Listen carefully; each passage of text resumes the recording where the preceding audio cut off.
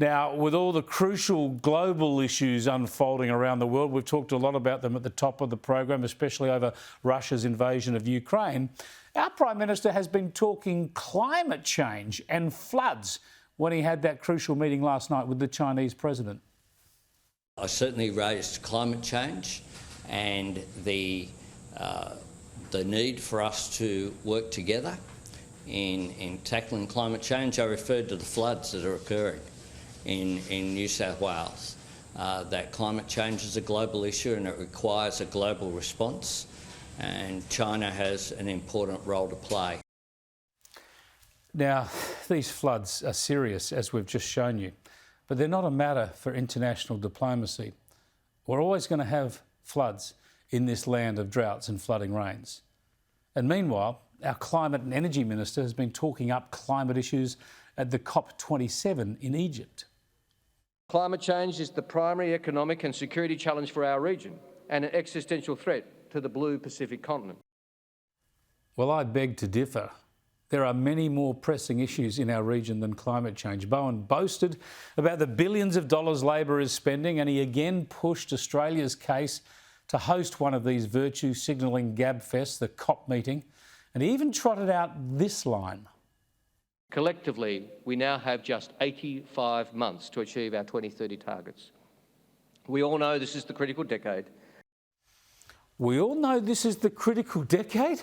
This is kind of funny, because that's exactly what Labor's Climate Council was saying more than a decade ago. They called the last decade the critical decade, and now Bowen says this one's the critical decade. It's like the tipping points, they just keep coming.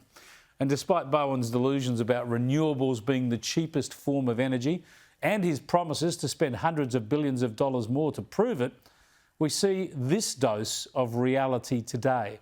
The Australian Energy Regulator has delivered a report saying the high energy prices of this year, which are going up next year, will also remain high into 2024. The key drivers for continued high price expectations are varied but include expected high international gas and coal prices, it said. Now, that's the bit the left likes to quote, but it goes on to list uncertainty around reliability of baseload coal generation, local coal supply issues, forecast La Nina weather conditions, and the closure of Liddell tightening supply.